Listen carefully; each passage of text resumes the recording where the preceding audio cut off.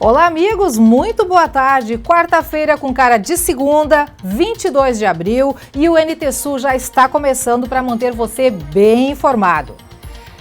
E na edição de hoje, a gente explica os detalhes do distanciamento social controlado que vai valer no Rio Grande do Sul no mês que vem, e você ainda vai conferir.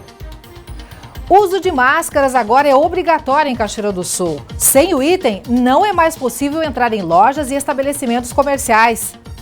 Quais os riscos do coronavírus durante a gravidez e que cuidados as gestantes devem tomar? A gente explica para você.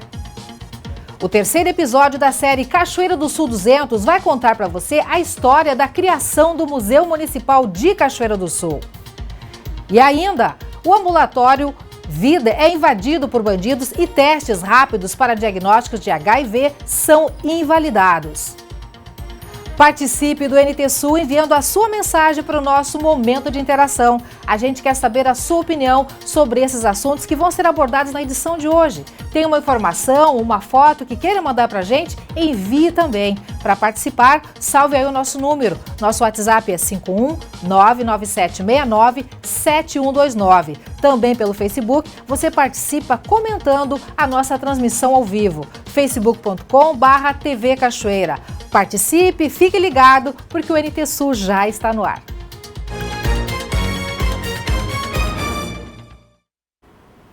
O governo do Rio Grande do Sul apresentou ontem um primeiro modelo do distanciamento social controlado, que deve ser adotado no estado a partir de maio.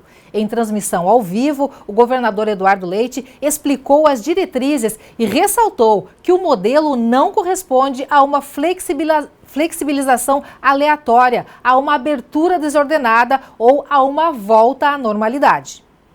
Cruzamento de dados e avaliação de risco para a retomada gradual das atividades no estado do Rio Grande do Sul. Essa é a estratégia que será adotada pelo governo estadual a partir de 1º de maio, batizada de distanciamento social controlado. O novo modelo será definido por região e setor da economia. Os dados dessas duas variáveis serão cruzados para determinar o risco epidemiológico de cada atividade. Do resultado, será estabelecido o nível de restrição. O levantamento de dados será regionalizado. Para didatizar o plano, o governo utilizará etiquetas que vão de vermelho a verde, categorizando as escalas de risco. O objetivo é elaborar o diagnóstico regional para que nós possamos, de acordo com esses dois dados aqui, o nível de transmissão, se é alto, se é baixo, e a capacidade de resposta do sistema de saúde. Naquela região, se o nível é alto, se o de transmissão, e se a capacidade do sistema de saúde é baixa, né? Então nós temos nesta combinação de fatores um risco alto, porque a transmissão está alta e a capacidade do sistema de saúde é baixa. Portanto, a bandeira poderá ser vermelha para esta região por conta desta situação regional. Em contrapartida, quem tem baixo nível de transmissão e alta capacidade do sistema de saúde se encontra nesse quadrante, onde o risco é baixo e, portanto, tem bandeira verde. São os dois fatores que poderão, né, além disso, os riscos médios e médio-baixo, risco médio, nas combinações variadas, ou seja, se tem um nível de transmissão médio e uma capacidade média do sistema, se encontra dentro de um risco médio, onde os protocolos serão diferentes de acordo com risco e capacidade do sistema. As atividades econômicas serão divididas em categorias, de acordo com o risco de transmissão e a importância de cada uma, como serviços essenciais, indústria, agricultura, eventos, educação, construção civil e varejo. Os critérios para estabelecer o risco de transmissão poderá ser medido, por exemplo, pela quantidade de circulação de pessoas nas unidades, pela aglomeração no ambiente de trabalho ou pela natureza da atividade. A importância econômica poderá ser definida, por exemplo, pela quantidade de funcionários, pela contribuição para o PIB e para a arrecadação do Estado. Depois disso, será estabelecida a estratégia para cada setor, por região, podendo ocorrer a liberação total, liberação com restrições ou a não liberação. Por fim, serão definidos protocolos a serem seguidos por setor, que serão informados à população para que ajude a evitar o aumento da transmissão do vírus. Os protocolos definirão que medidas deverão ser adotadas para reduzir as chances de propagação, como triagem de temperatura, obrigatoriedade de uso de máscaras e outros artefatos. Quanto menor o risco, menores as restrições de funcionamento e os cuidados exigidos. Até amanhã, o governo está aberto a sugestões para esta proposta inicial. O plano final vai ser apresentado no dia 28 de abril, 2 dias antes do vencimento do decreto de restrição editado por Eduardo Leite no último dia 15. Atenção, atenção, você que está grávida. Gravidez e coronavírus. A gestação altera a imunidade e reduz a quantidade de medicamentos que as gestantes podem tomar, né? Por isso, surgem muitas perguntas sobre os riscos que elas correm neste momento. Você confere agora uma entrevista muito especial sobre este assunto com o médico Regis Kretschmann. Atenção. Nessa época da gestação, a gente sabe que tem muita incerteza, muita dúvida. E agora, em tempos de pandemia, as gestantes são mais suscetíveis ao vírus ou ainda não há um consenso sobre isso? Olha, o que a gente sabe até hoje é que as gestantes elas não são um grupo suscetível, um grupo considerado de risco. Elas entram como uma população em geral, não é preferencialmente gestante. A gente tem visto mais o direcionamento para pacientes que têm doenças crônicas, mais a idade, mas as gestantes, eventualmente, algumas vão se infectar, certamente estão se infectando, mas não é um grupo preferencial e não é considerado um grupo de risco. Há uma discussão, o Ministério colocou dentro da cartilha, da recomendação do Ministério, as gestantes como risco. Talvez por um olhar especial que a gente dá uma atenção maior, mas elas não têm uma evolução mais desfavorável e elas não estão se infectando mais do que a população em geral. Eu acho que é importante a gente ver assim, a rotina, os exames, a ecografia certamente não vai ter, a paciente vai entrar sozinha, o acompanhante em geral não está entrando na ecografia, ela tem que ser realizada também no pré-natal. Então, algumas mudanças que vão ser feitas para ajustar essa rotina e proteger mais a paciente, obviamente. E a higiene, né? Lavar as mãos, lavar com frequência, isso é fundamental, não é? Conversei com uma gestante que vai ganhar no próximo mês, em maio, e ela está muito receosa em relação ao parto, né? Ao estar no hospital, a receber visitas depois, quais as suas orientações? O que a gente está vendo, então, assim, que a doença não é preferencial para gestantes, ela, quando aparece na gestação e se resolve na gestação, ela não tem dado defeitos no bebê, ou não tem causado problemas nesse desenvolvimento dos bebês mais tarde, isso a gente tem observado, mas ainda o acompanhamento é pequeno. Essas pacientes, então, que têm uma programação para o parto, elas vão ter poucas modificações, elas vão ter esse rastreamento na entrada da maternidade, então as pacientes vão para um atendimento separadinho das outras pacientes, uma distância entre as gestantes, na própria sala de espera existe um distanciamento entre as pacientes, não existe nenhuma mudança em relação ao trabalho de parto e parto, não tem que mudar a via. Se a paciente tem uma perspectiva de um parto normal, está andando bem a sua gestação, não tem por que planejar uma cesariana ou antecipar o parto, nada disso. Ela vai ter o acompanhamento usual. Se ela tiver assintomática, o que ela vai encontrar de diferente é isso, menos acompanhantes com ela, provavelmente só o parceiro, se ele não tiver nenhum sintoma, e a equipe está se preparando com equipamentos de proteção individual, então vai ter um médico com máscara, com óculos, vai usar luvas no manusear a paciente. Esse é o cuidado básico que tem sido feito numa paciente que não tem sintomas e que não tem a doença, né? Voltando para casa, seguindo o isolamento e a amamentação normal também. Exatamente, a amamentação, assim, o vírus não tem aparecido, a gente tem, os trabalhos que a gente tem, o vírus não passa pela placenta, não chega até o bebê, ele não é identificado no sangue do cordão do bebê, não é identificado na placenta, no líquido amniótico também se olhou, o vírus não aparece, então não há casos de transmissão mãe-bebê intraútero, não aparece isso, até hoje, por enquanto que a gente sabe é isto. O risco de contágio para o bebê é após o nascimento, por gotículas de saliva, pelo contato, como a maioria das pessoas estão se infectando, né? Então, a gestante tem que ter um cuidado no lavar as mãos, também no manusear o bebê. Se ela tiver sintomática, com quadro gripal, ainda assim ela pode amamentar, porque o leite não tem o vírus, a gente sabe disso também, mas ela tem que usar máscara, ela vai ter que cuidar, lavar o bebê, e o bebê vai ter uma distância grande dela, de pelo menos 2 metros, o berço do bebê tem que ficar para não haver o risco de contágio, né? Mas a amamentação é permitida se a paciente deseja amamentar, é claro, né? O senhor falou do pré-natal, que deve seguir normal para as gestantes, e após o nascimento, vacinas, tem todo um processo também, procura também manter o calendário. Exato, e também é importante que as pacientes, as gestantes, façam as vacinas da gestação, né? O H1N1 é muito importante, porque esse sim, ele tem uma predisposição para gestantes, é um grupo preferencial de risco na gestante, é a influenza, né? A gripe. Então, vacinar contra a gripe, e já estão chamando os postos de saúde, acho que devem estar começando a vacinar gestantes agora nos próximos dias. Então, os pacientes procurem fazer a vacina do H1N1. Tem a vacina que se faz também na gestação, que é o DTPA, que evita a coqueluche no recém-nascido. Então, essa é a rotina. A hepatite B tem que avaliar se ela está imune ou se precisa vacinar. E o bebê fazer as suas vacinas também na rotina. Isso não muda porque...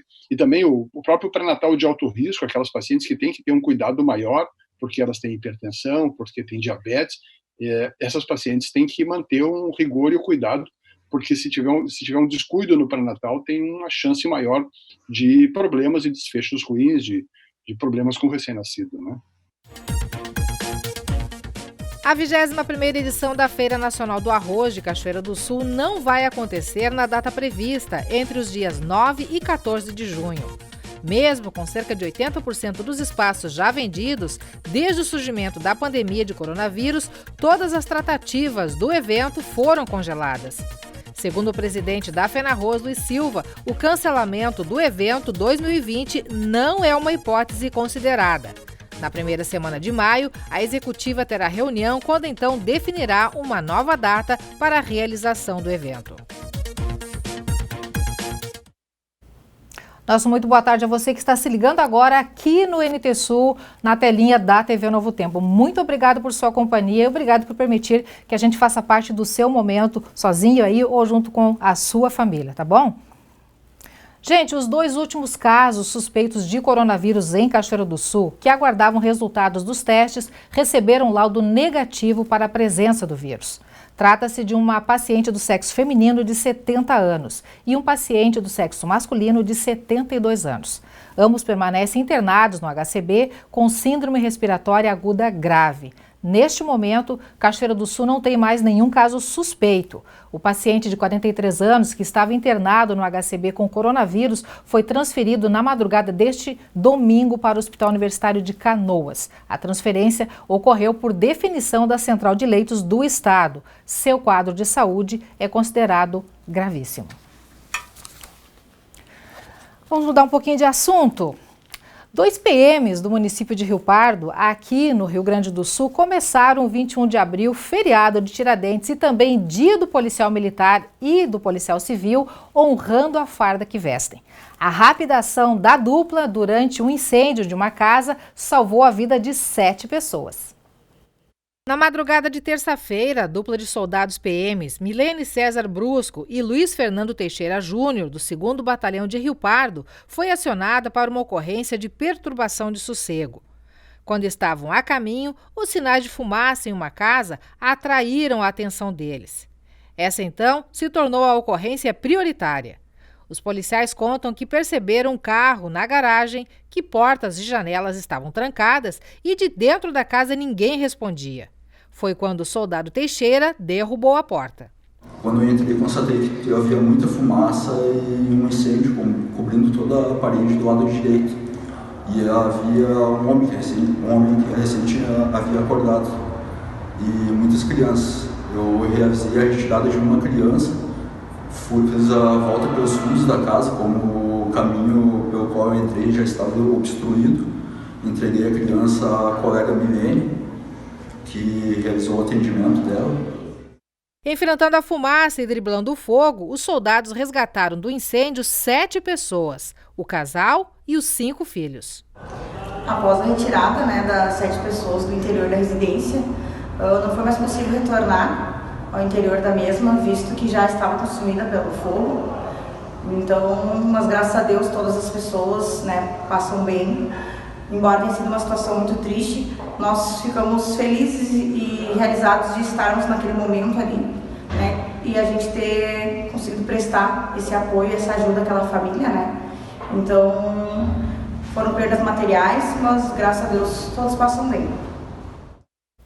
Coisa boa, né? Parabéns a esses policiais aí pela ação, pronta ação, que fez toda a diferença na vida dessas 7 pessoas que foram salvas aí. Agora é recomeçar, né? Você confere agora, gente, mais um episódio da série Cachoeira do Sul 200, que vem relembrando a história de Cachoeira do Sul neste ano em que o município completa 200 anos. Estamos no ano do bicentenário de Cachoeira do Sul. No episódio de hoje, você vai conhecer mais sobre a história de criação do Museu Municipal de Cachoeira do Sul.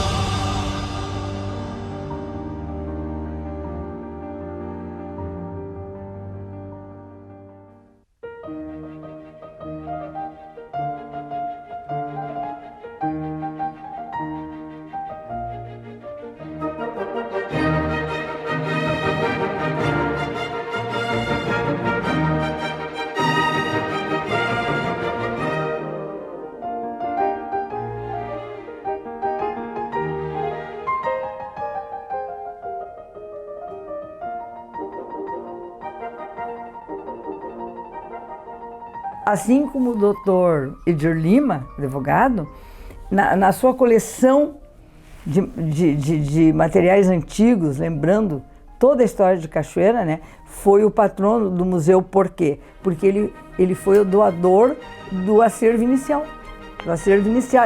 E serviu de exemplo para inúmeras pessoas hoje que fazem doação ao museu.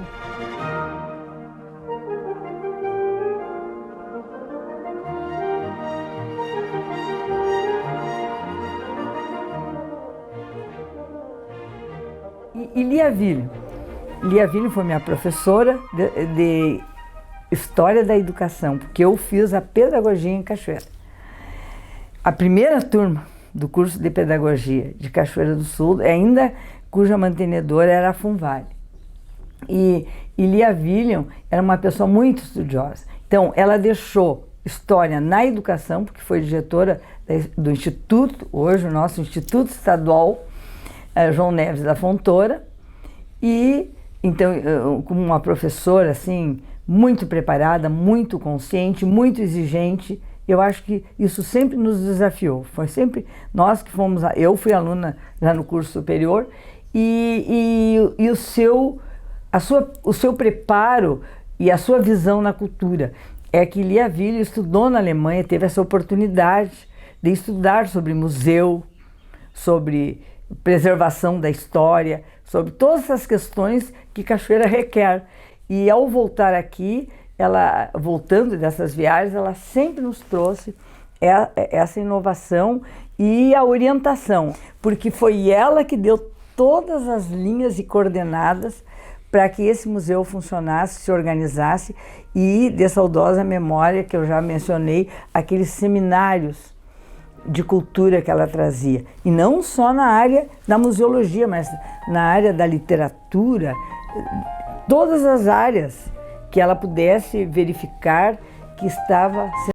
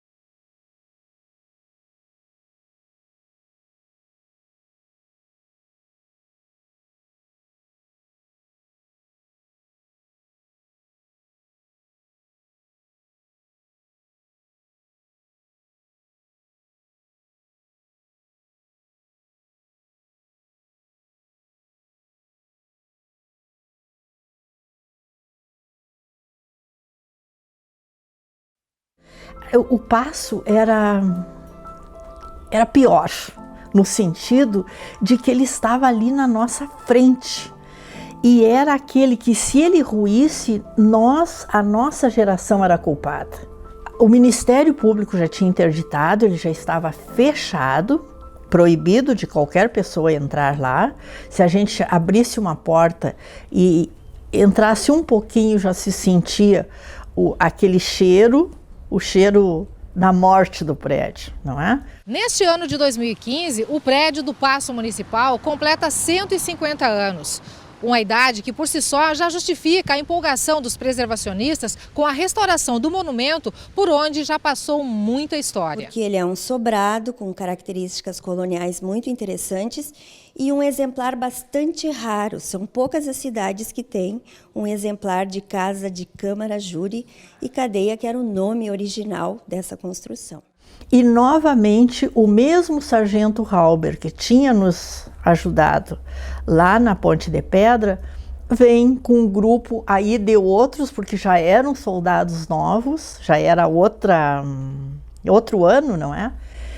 E aquilo foi fantástico, dobrar aquela esquina da praça, estacionar e ficar parada, e o que eu via, eu não via telhas, eu não via madeira, eu via a parte superior dos capacetezinhos azuis.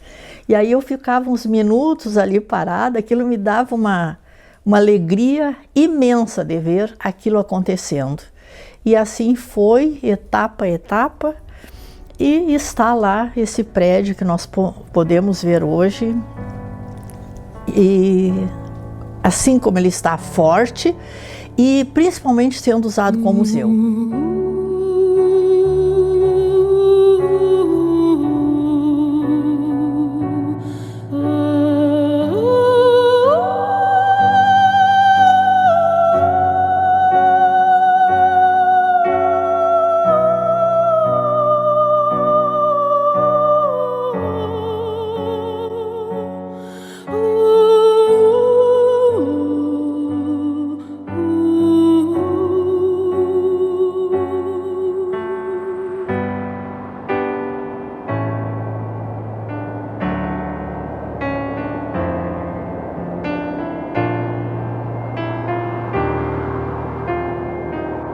Do Paço, o prédio que já foi centro administrativo, o prédio que já foi cadeia, hospital, Câmara, neste dia 3 de agosto de 2017, assume uma nova identidade. O prédio do Paço agora é o prédio do Museu Municipal de Cachoeira do Sul, patrono Edir Lima.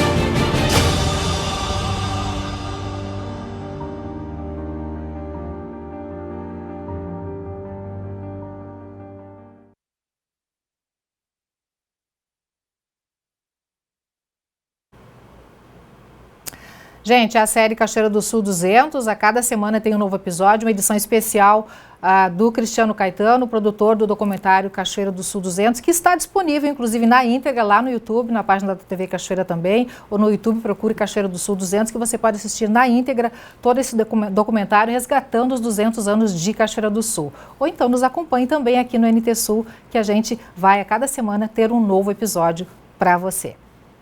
Envie sua mensagem, viu, aqui para o NT Sul, com a sua opinião, com alguma informação ou foto. O número do nosso WhatsApp é 51997697129. No Facebook você encontra a gente acessando facebook.com/TV Cachoeira. Vamos ao nosso primeiro bloco de interações. Começo pelo Facebook, conosco, dando boa tarde a todos e desejando uma feliz quarta-feira, a Rosane Cassol. Também conosco a amiga Adriana Soares, mandando um bom dia para todo mundo. A Ana Barreto, dando boa tarde e pergunta: gostaria de saber se para praticar atividade física, caminhada, é obrigatório usar máscara. Ana, daqui a pouquinho mais detalhes sobre isso. A Gabriela Bela vai trazer uma entrevista especial com o secretário Ronaldo Toné, mas eu já te antecipo que possivelmente até a obrigatoriedade do uso local de máscaras em Cachoeira do Sul, que é uma intenção do prefeito Sérgio Gnatti. Então, assim, todas as pessoas que saírem na rua terão de usar máscaras, inclusive quem pratica atividade física, ainda que o recomendado seja que as pessoas segurem um pouquinho essa onda aí, ou então que, se forem praticar atividade física, que seja um local bem afastado, mas o uso de máscara passará a ser obrigatório com certeza. Bibiane Lang, boa tarde a todos. Também Fátima Prado mandando boa tarde. Ricardo Bittencourt mandando um recadinho. Boa tarde, hashtag fica em casa, assistindo o NTSU e a TV Novo Tempo. Obrigado pela companhia, tá, amigo? Também aqui a Ana Lúcia mandando boa tarde para todo mundo. O Birajara dos Santos também na nossa companhia. E ele passa um pito aqui na Helena Caetano. Repórter, você deveria dar o exemplo. Você teria que estar usando máscara. Olha o governador exigindo o uso da máscara, mas não está usando para dar o bom exemplo à população. Cobrar dos outros é muito fácil. O Birajara, eu acho que ficaria meio complicado para mim ficar aqui falando com o pessoal na frente da câmera usando máscara. Por isso a gente não está usando. Mas eu te asseguro que aqui toda a nossa equipe está trabalhando com máscara. Nós saímos para gravar com máscara, o pessoal lá do Master está todo mundo com máscara, tá? A gente está tomando todas as precauções necessárias e até porque a nossa missão também não é exigir, a gente sugere aqui, indica que as pessoas usem máscara, porque é a sugestão das autoridades de saúde. Mas aí eu vou ler o teu pito, que eu sei que com certeza é construtivo, né? Não faz, tipo, faço o que eu digo, mas não faço o que eu faço, não tá valendo, né? Então, use máscara assim. Assim que terminar o jornal, já vou colocar a minha, tá bom? Obrigado por sua companhia, tá, Birajara? Romário Macedo de Oliveira também com a gente, muito bom, excelente NTSU ao vivo, parabéns ex-colega, abraço Romário, obrigada pela companhia. O Romário foi nosso colega aqui da TV Cachoeira nos tempos da Pampa, né? Luiz Augusto também conosco, mandando boa tarde muito especial para todos que nos acompanham. Daqui a pouquinho, gente, mais um bloco de interações aqui no NTSU. Siga mandando suas mensagens pelo Facebook ou então pelo WhatsApp, tá? Que a gente vai ler aqui, a gente vai interagir com você. O nosso WhatsApp é 51-99769-7129. No próximo bloco, uso de máscaras agora é obrigatório em Cachoeira do Sul. Sem o item, não é mais possível entrar em lojas e estabelecimentos comerciais. E a gente explica os detalhes. E ainda, prédio do Ambulatório Vida é invadido por bandidos e testes rápidos para diagnósticos do HIV são invalidados.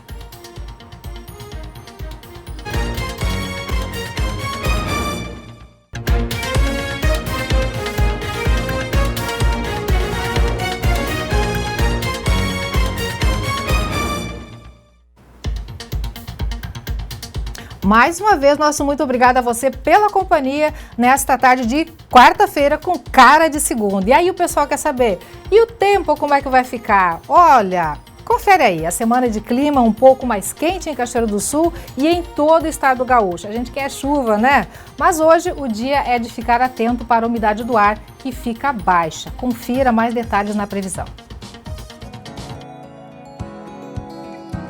Quarta-feira de tempo ensolarado em Cachoeira do Sul, sem previsão de chuva.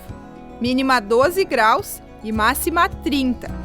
Quinta-feira, igualmente, segue com tempo firme, com sol sem chuva. Temperatura mínima 15 graus, máxima 31. Sexta-feira vai ser o dia mais quente da semana, seguindo a tendência, com sol e poucas nuvens. Mínima 16 e máxima 32 graus. Confira no mapa como fica o tempo hoje em todo o Rio Grande do Sul. O tempo permanece firme com sol em todo o estado. Isso porque o território gaúcho segue sob a influência de uma massa de ar seco que inibe a formação de nuvens carregadas. Além disso, a umidade relativa do ar pode ficar abaixo de 30% em ambos os dias, na fronteira oeste e nas regiões central e sul do Rio Grande do Sul. Condição que exige atenção por representar riscos à saúde, além de ser favorável ao aumento da estiagem. Na capital, Porto Alegre, a máxima prevista é de 27 graus. Em Uruguaiana, na fronteira oeste, 31. Em Passo Fundo, no norte do estado, 26. Em Santa Maria, na região central, 31. Para o litoral norte, Tramandaí e Torres, 23. E em Pelotas e Rio Grande, no sul do estado, 24 graus.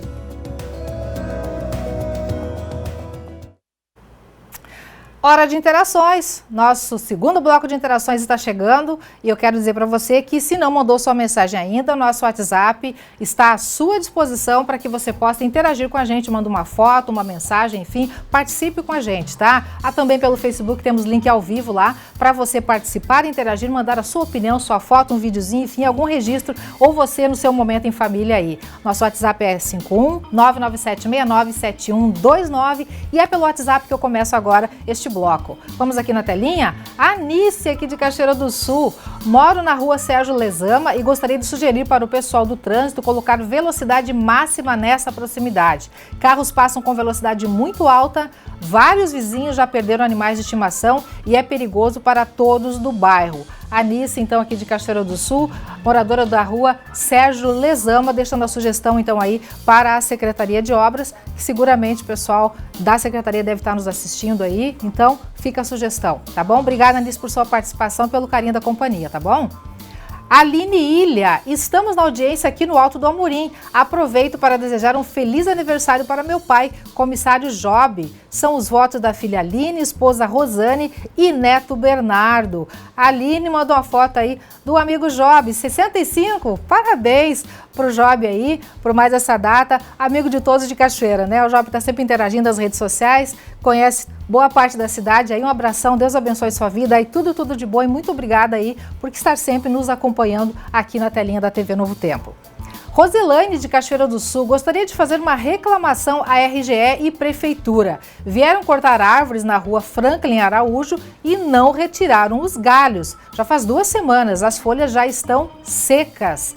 Olha só, muito galho seco, né? O perigo disso aí é alguma faísca, né? E aí gerar algum problema maior. Roselaine, a sugestão é você ligar, entrar em contato com a RGE ou então com a Prefeitura, com a Secretaria de Obras, tá? Para, de repente, dar um alô lá para registrar não é ocorrência que chama, mas registrar a sua demanda para que as providências possam ser tomadas o quanto antes, né? Mas principalmente o pessoal da RGE aí, que foi quem fez o serviço, tá bom? Obrigado por sua participação conosco aqui.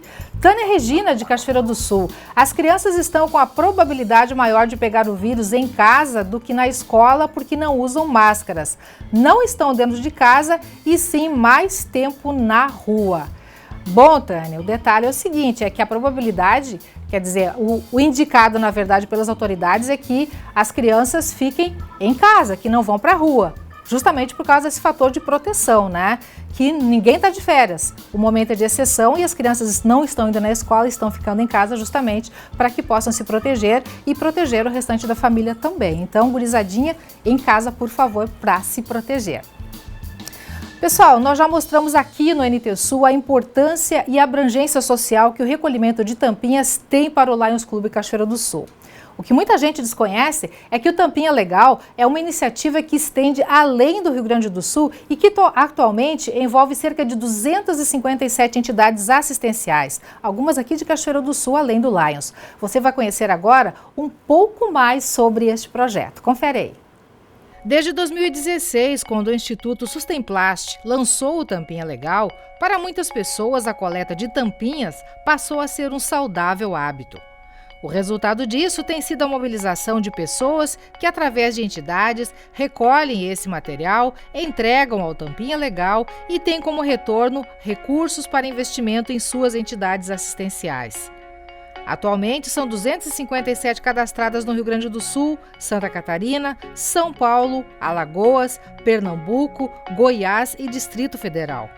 Quase 420 toneladas de tampas plásticas diversas já foram recolhidas, encaminhadas a indústrias e convertidas em novos produtos que retornam ao mercado em um importante ciclo de sustentabilidade. Quase R$800 mil já foram destinados às entidades. No Tampinha Legal, nós fomentamos as coletas de tampas de plástico. Todas elas, qualquer tamanho, modelo ou cor, são destinadas para as entidades assistenciais. Os recursos obtidos com a venda deste material são destinados integralmente, diretamente da conta do reciclador, para as contas das entidades assistenciais, sem que nada nos seja devido, ou que as entidades assistenciais sejam oneradas com taxas de inscrição, manutenção ou mensalidade. Esse material retorna para a indústria como matéria-prima secundária, podendo produzir então novos artefatos plásticos como baldes e bacias, vassouras e escovas, prendedores de roupas, até para-choques de automóveis, por exemplo. Simara menciona que para 2020, após o período pandemia, há uma meta a ser cumprida e faz um apelo. Em 2020, nós pretendemos então e estimamos ultrapassar R$1 milhão em tampinhas. Nesse período de distanciamento social, é muito importante que nós sigamos recolhendo as tampinhas. E aqueles voluntários que têm disponibilidade também podem segregar esse material por cores, para que quando esse período de distanciamento social terminar e nós pudermos então levar essas tampinhas até os pontos de coleta ou poder entregar diretamente para as entidades assistenciais que são cadastradas no Tampinha Legal, esse material já esteja separado ou pelo menos encaminhada à separação e que facilite então o trabalho voluntário das entidades assistenciais. Na página do Tampinha Legal são publicadas atualizações do programa e dicas, como essa de fabricação de um coletor de tampinhas. Para tanto, basta uma garrafa PET.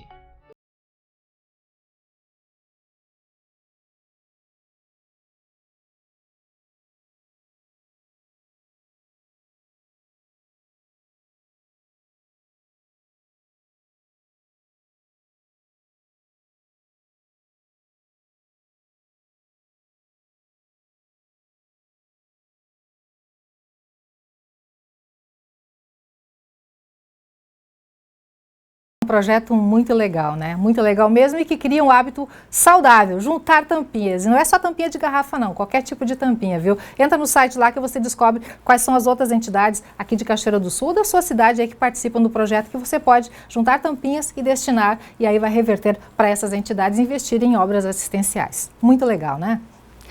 O prédio do Ambulatório Vida aqui de Cachoeira do Sul foi invadido por bandidos na madrugada de domingo. Eles acessaram o interior do prédio por meio de uma das janelas. Além do furto de objetos e equipamentos, os ladrões invalidaram alguns testes rápidos para diagnóstico de HIV. Foram levadas algumas coisas, inclusive foi mexido nos testes rápidos de fluido oral de HIV que ficam dentro da geladeira. Como eles foram remexidos, a gente não sabe, né, a quantidade que foi tocado com mão, se foram abertos ou não, se caíram no chão ou não, então a gente invalidou 10 testes. Caixas de preservativos também foram levadas, a gente não tem uma quantidade total, porque foi feita uma compra no passado. Alguns leites que a gente oferece às crianças que são expostas ao vírus HIV, que a mãe não pode amamentar, também foram 30 latas que foram levadas. Então a gente fica muito triste porque é um serviço que a gente ajuda muitas pessoas. Uma lástima realmente, né? Infelizmente. Pessoal, a Polícia Militar recuperou ainda na tarde de ontem a moto Honda Titan, ano 2015-2016, de propriedade do vigia da Secretaria da Saúde. O veículo estava no pátio com o guidão destrancado. O Poder Judiciário repassou ao município doação de R$ 108 mil para utilização na instalação do Hospital de Retaguarda de Cachoeira do Sul, atendendo a um pedido da Secretaria Municipal da Saúde. A estrutura está sendo montada no salão da Igreja São José. A decisão é da juíza doutora Rosuíta Mas, baseada em um ofício da Corregedoria Geral do Tribunal de Justiça do Estado, que permitiu a destinação de verbas para os municípios para combate ao coronavírus. O dinheiro vem da conta das penas alternativas da comarca de Cachoeira do Sul, decorrente de aplicação de penalidades para crimes menos graves que resultam em depósito de valores. E olha só, assim como as universidades estão sem aula presencial para evitar a contaminação por coronavírus, diversos cursos de pós-graduação também estão. Em muitos deles, as aulas têm sido via webconferência, como é o caso da especialização da Escola de Saúde Pública, que forma sanitaristas. A iniciativa tem como objetivo evitar o distanciamento dos alunos e promover o acolhimento, já que estão sem os encontros presenciais. Eles, que são na maioria profissionais de saúde, estão lá na linha de frente, enfrentando o que tem de mais difícil mesmo para fazer na área da saúde. E com o tempo começamos então a trazer profissionais de outros territórios, de outros países, da Itália, do Peru, hoje do Amazonas, a professora Débora Rodrigues. Temos previsão de trabalhadores dos Estados Unidos, do Equador, da Argentina e de Portugal, também já agendado, para estar conversando com os alunos e falando um pouco desse cotidiano. Essa é uma ação pedagógica, mas principalmente é uma ação de cuidado com o aluno trabalhador da saúde. Na troca de experiências, as profissionais falam sobre sua realidade local. Esta professora da Universidade Federal do Amazonas faz a comparação. Rio Grande do Sul são 497. 497 municípios. Em Manaus, no Amazonas, nós temos 62 municípios. Mas desses 62 municípios, eu vou citar alguns para vocês que demoram 23 dias de barco para chegar lá. Para os 62 municípios do estado, nós temos 336 médicos distribuídos nesses 62 municípios, com essas distâncias, que não tem como atender, você está aqui e você pode atender um outro município, você pode se deslocar e cobrir uma outra área, não. No total, são 140 alunos da especialização em saúde pública da ISP. Nesta tarde, iniciou também online a primeira banca de uma das turmas de 40 futuros sanitaristas do estado, prontos para enfrentar a Covid. Usar máscara já é obrigatório aqui em Cachoeira do Sul. A nova regra vale tanto para ingressar nas lojas e estabelecimentos comerciais, quanto para quem trabalha nesses locais. O equipamento de segurança também é obrigatório no transporte coletivo, privado e individual e nos setores públicos. Quem descumprir pode ser multado. A repórter Gabriela Belo traz mais detalhes. Boa tarde, Gabi.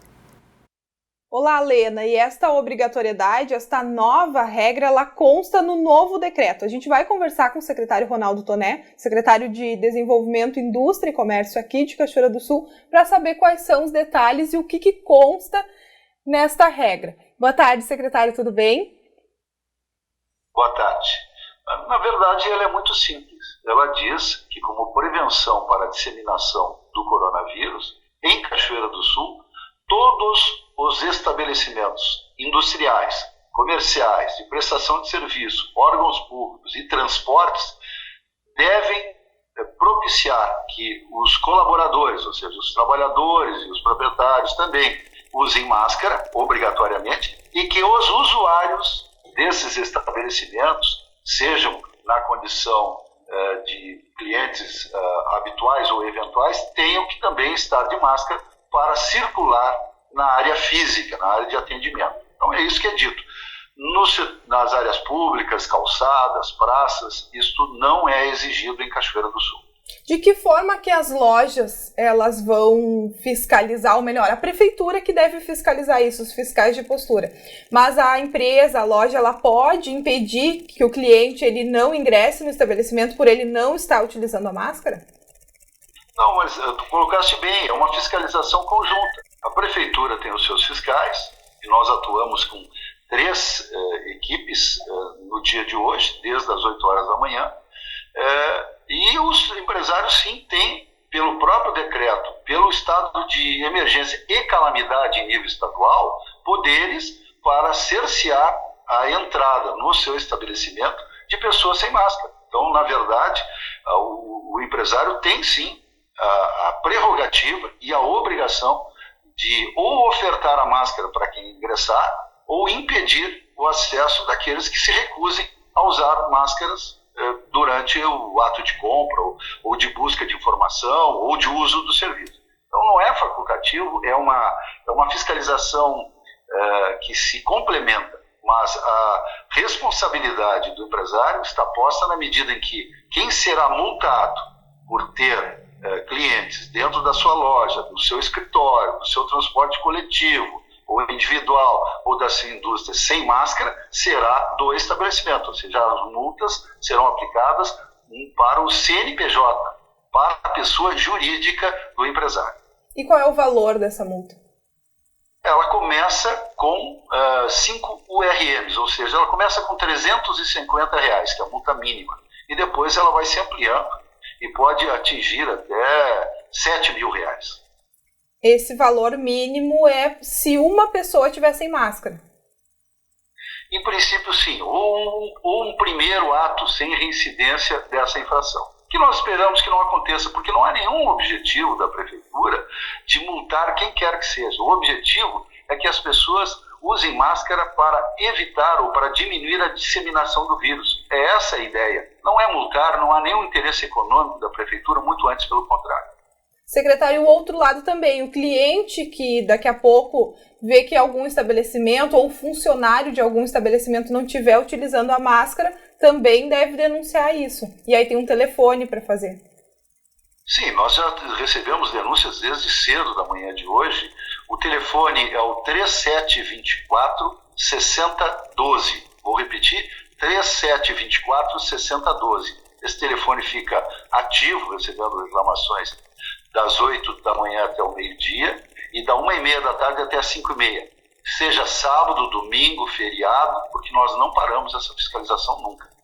Secretário, muitas pessoas ainda colocam aí a questão de que não tem condições de adquirir essa máscara. O senhor falou sobre a questão que o estabelecimento ele pode oferecer para que o cliente ingresse. Como que está isso? A Prefeitura regrou isso de alguma maneira? Não, isso aí é livre iniciativa, é consciência de cada um. Não são só as máscaras, já tem estabelecimentos comerciais que optaram pelos protetores faciais, que são reutilizáveis, assim como a maioria das máscaras também pode ser lavadas, mas os protetores faciais de acrílico ou acetato ou algum material transparente semelhante que está sendo adotado já. O cliente chega no estabelecimento e recebe aquele protetor facial. Depois do atendimento ele devolve aquele material que é higienizado e passa a ser possível sua utilização em outro lugar. Nos casos das máscaras, se o comerciante ou o prestador de serviço optar pela máscara, obviamente ele vai doar essa máscara e a pessoa vai levar embora. E depois ela vai reutilizar. Gente, eu insisto, é uma medida antipática no sentido que algumas pessoas não gostam, mas também estou vendo, muito antes dessa obrigação, dessa exigência legal de uso obrigatório de máscaras, eu vejo pessoas que já estavam utilizando espontaneamente, que entenderam o processo, que inclusive cumpriram a quarentena de isolamento. Então não são todas as pessoas que desobedecem a essas orientações da ciência. Secretário, ainda sobre a fiscalização, sobre as multas que serão aplicadas aos estabelecimentos que não cumprirem a regra, são 3 equipes fazendo essa fiscalização. Vai ter prioridade para algum setor do comércio? Não, é óbvio que em certo sentido é complicado, mas também simplificou um pouco para a fiscalização. Eles vão adentrar em qualquer estabelecimento, seja de mercado, loja, de prestador de serviço ou transporte coletivo, e vão verificar se todos estão usando máscara, sejam funcionários, sejam clientes. Se alguém não estiver usando máscara, está infringindo a lei e haverá a penalidade. Claro que sempre equilíbrio, com dosagem, bom senso, né? Porque às vezes está além da vontade do comerciante, por exemplo, aquela questão da pessoa que não quis se submeter a isso.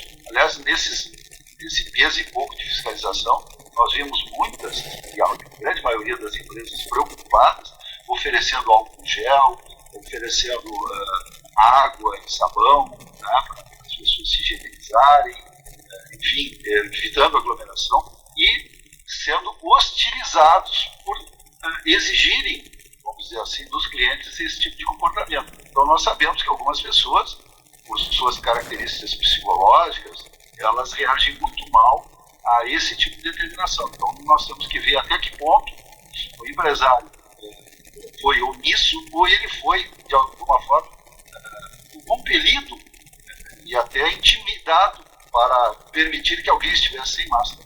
Na verdade, é um conflito que se estabelece. E é aí que a fiscalização tem que dar apoio a esses empresários que tentam fazer o melhor, mas que um ou outro, são poucas pessoas resolvem desobedecer e confrontar as autoridades. Tá bem. Secretário, muito obrigada por todas as informações.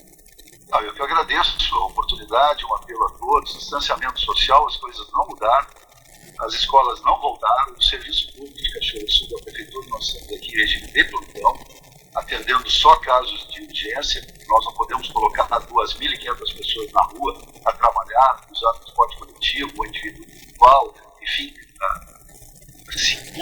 se comprimir, às vezes, em áreas da Prefeitura que são muito restritas. Então, há ainda muito caminho a seguir na prevenção.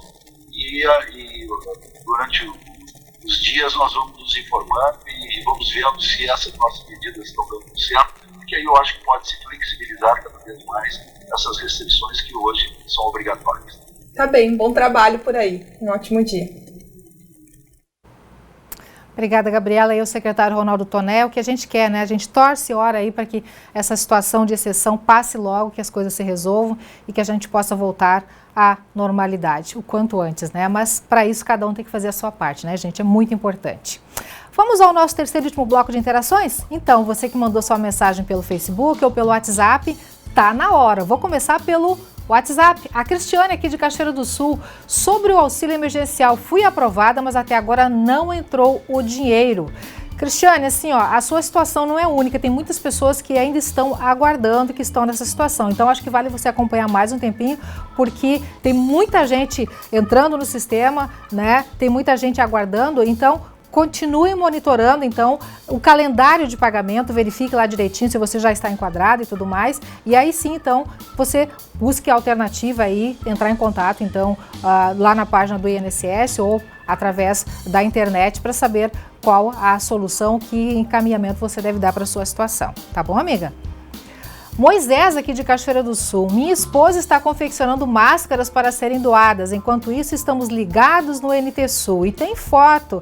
Olha aí que legal, fazendo foto. Pena que ele não mandou o nome da esposa, mas Moisés, obrigado por sua participação e pelo lindo registro aí, parabéns para sua esposa aí, pela excelente iniciativa aí, trabalho voluntário. Que legal, doação de máscaras, e tem muita gente envolvida nessa ideia aí, disseminando essa ideia e fazendo máscaras aí para doações, enfim, muito legal. Parabéns, viu? Parabéns. Maria, aqui de Cachoeira do Sul, tenho muitas tampinhas e jogo no lixo. Como faço para entregar? Não joga não, Maria. Olha, junte suas tampinhas, vai juntando, tá? Porque logo que passar esse período, o pessoal vai começar a divulgar mais os locais de entrega. Mas eu já antecipo para você que você pode acessar na internet aí a página, por exemplo, do Lions Club Cachoeira do Sul, lá no Mococa também recolhem as tampinhas, tá? E você pode acessar a página do Tampinha Legal, lá no Facebook, onde tem ali todas as entidades que estão cadastradas e tem as entidades de Cachoeira do Sul que você pode escolher para qual delas você vai doar suas tampinhas, tá? Mas muito legal, continue juntando, não joga fora não, viu?